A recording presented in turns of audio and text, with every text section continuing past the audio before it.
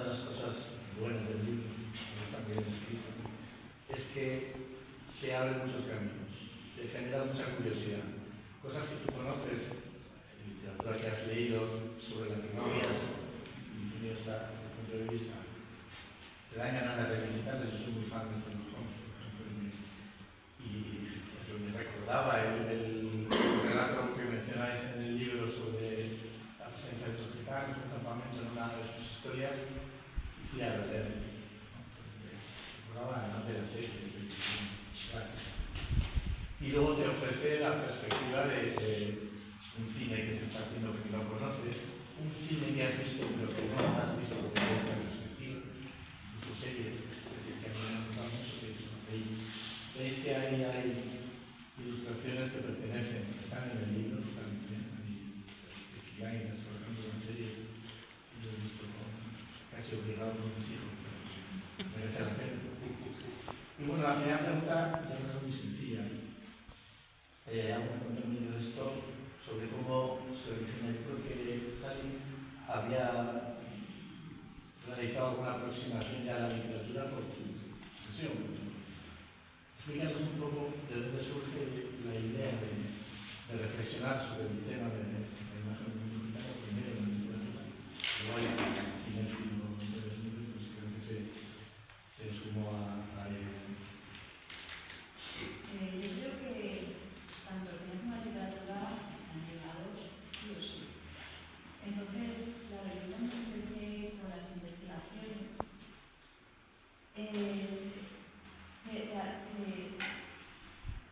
te abordan, ¿no? El tema de que empiezas a leer literatura, grandes clásicos, personajes gitanos aparecen en todos. O sea, era algo que decía, madre mía, no me había fijado hasta que empecé a estudiar.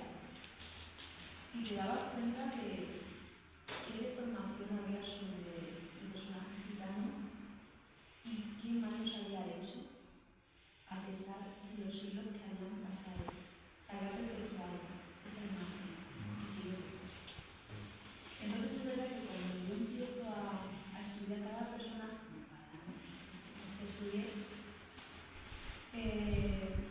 teníamos ese material, hizo también por su lado el tema del cine, y empezamos a hacer curso en la Politécnica de Valencia, que además era un éxito, porque es algo que se conoce, como tú has dicho, pero hasta que no te paras, no piensas en realidad en eso.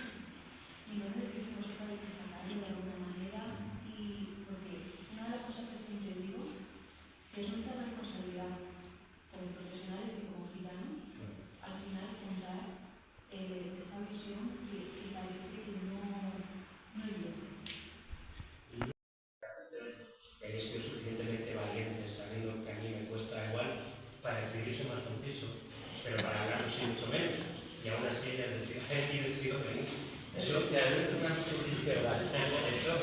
acredita todo. Y que me da mucha alegría de ver caras conocidas que hace mucho tiempo que no veía. Agradecer a Martín, al equipo del Museo de Agua, que me han dado la oportunidad de estar en este espacio tan bonito y tan cinematográfico.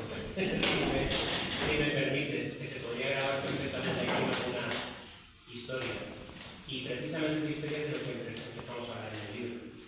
Porque no se puede entender el salto ni a la literatura ni al cine de todo este imaginario sin entender qué factores confluyen en la conformación de esos estereotipos y esos prejuicios en relación con lo gitano. Porque al final nosotros lo que hacemos es una defensa ultranza de la literatura y del cine. Somos apasionados en el cine, además defendemos que son máquinas de ensoñación en sentido estricto, que son precisamente instrumentos para ficcionar, para entretener, para maravillar, y eso tiene que seguir siendo así. Pero tenemos que ser conscientes también de que han sido soporte durante siglos de una serie de prejuicios, de estereotipos que se construyeron, como lo hemos dicho en el libro, a partir de una serie de factores históricos que confluyeron cuando llega el pueblo gitano a España. Y hay factores de carácter religioso, porque los estigmatizan, los paganizan, los persiguen abiertamente en tiempos de la Inquisición, y ya en ese periodo, por ejemplo, se empieza a construir ese imaginario que lo relaciona con el mundo de la demonología, el magia, del paganismo, del esoterismo, y son ideas que entonces se difundían para evitar que la población se acercase a ellos y pudieran verse afectados por ese tipo de creencias. Pero claro, imaginad en aquella época cómo eso era como la pólvora, cómo iba construyéndose y desarrollándose de poco a poco, cuando encima no tenías ningún tipo de medios como a día de hoy para, como pasa en el Twitter, que si alguien dice alguna mentira, aparece un comentario de la comunidad diciendo que eso es mentira. Pues entonces no pasaba eso. Al contrario, si decían que los gitanos eran caníbales, pues la gente de verdad que terminaba creyendo que eran caníbales. Y esto que digo no es broma, es que hay evidencias de condenas multitudinarias a comunidades enteras de gitanos en muchos lugares de Europa acusados y condenados a muerte en algunas ocasiones de forma muy desagradable por descuartizamiento. A cientos condenados por canibalismo. Y el cliché este del robo de niños, por ejemplo, era también algo muy antiguo que luego da el salto a la literatura y posteriormente al cine. El rapto de niños ha sido uno de los grandes mitos que se ha asociado al pueblo gitano, que ha llegado hasta nuestros días y que se construye en ese momento en el que confluyen, pues eso, factores religiosos, factores políticos, factores legales, legislativos, porque cuando llega la población gitana aquí a España, pues son vistos como una amenaza, porque rompía con la homogeneidad cultural y religiosa que se pretendía para consolidar el Estado.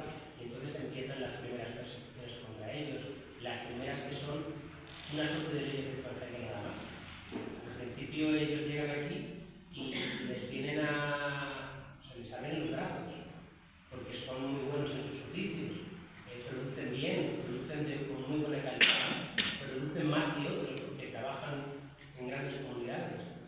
Pero claro, se convierte en una competencia contra los gremios de artesanos, de comerciantes, se genera un cisma social, un cisma económico y se resuelve con una primera pragmática que les dice no podéis trabajar por cuenta propia, no podéis ejercer vuestros oficios. A partir de este momento tenéis que trabajar por cuenta ajena. Claro, una ley, otra, y llegan las primeras pragmáticas que dicen abiertamente que se te prohíbe vestir como gitano, decir que eres gitano, hablar tu lengua gitana, y empieza un proceso de criminalización. Mujeres libres. Es una de las cosas que llaman la atención y lo que más criminalizan. También hay alguna parte de Cervantes que escribe, no me acuerdo, una de sus novelas ejemplares creo que es, y habla justo de están en un tren y cantan, son unas clases pequeñitas, y que esas gitanas bailan, y pues cómo bailan, al final la mujer empresa dice que pasaba eso. No podíamos olvidar un poco, porque también estaba mal. Pero es que te vienes a la literatura moderna y sigue sucediendo lo mismo. De esta manera, porque va cambiando, todo va cambiando. Ahora somos víctimas, ahora somos mujeres que no decidimos, que no tenemos decisión propia, que estamos metidas en una jaula que no nos dejan y pesamos, y también nos abusan de eso. Eso que estás diciendo es muy interesante y cuando hicimos la entrevista me llamó mucho la atención porque, claro, decimos, bueno, estos autores de otras épocas, de otros tiempos, una visión determinada, utilizan como recurso literario al gitano pues desde el exotismo, ¿no? Les conviene, bueno, se introducen como personajes, pero claro, venimos al mundo moderno e incluso cuando las intenciones aparentemente son buenas, tampoco nos escapamos del espíritu. Me acuerdo cuando tú me mencionabas, por ejemplo, el cine, el famoso cine Kinky, el cine de los 70, que habla de que se supone que está enraizado con el realismo y trata de reflejar lo que pasaba, pero ahí también las figuras siguen siendo estereotipadas totalmente. En el cine español y en otras. Que luego, bueno, me gustaría que me comentaras este aspecto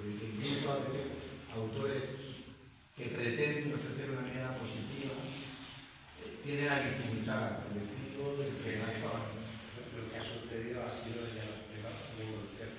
Hemos pasado de un cliché o un estereotipo, de un prejuicio folclórico, vamos a decir, o romántico, que siendo un estereotipo, siendo también un poco de muchos clichés, pero probablemente sea más que otros prejuicios que han dado lugar al cine, por ejemplo, de las últimas décadas. El cine kinky es un buen ejemplo.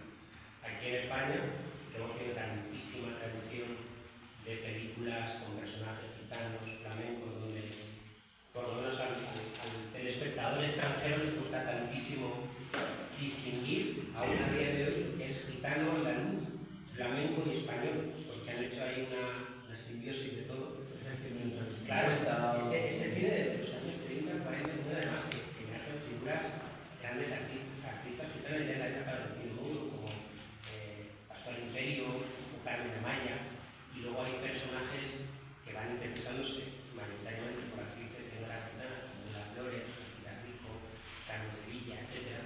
Hay personajes gitanos casi siempre en nuestro cine de esa etapa. Son personajes muy superficiales, muy estereotipados, pero sobre todo amables, que encajan probablemente con la figura del personaje de Cervantes, de Preciosa, o de Esmeralda, de Víctor Hugo, solo que aquí no tienen la maldad, la trampa detrás de que no eran gitanas. Aquí sí que se supone que son gitanas. Y de ese arquetipo pasamos al cine kinky de los 80 y fijaos, incluso lo bueno, como decía él, se torna mal. Si antes por lo menos el flamenco o la copla o la música se ensalzaba como una seña identitaria en positivo, ¿vale? Aunque fuera utópico. Ahora el flamenco de los chichos o de los chunguitos se convierte en un estigma propio de la marginalidad y de la delincuencia. Fijaos que maldad. Ya no tiene ese romanticismo que tenía antes en los años 30, 40, 50. Ahora se asocia directamente con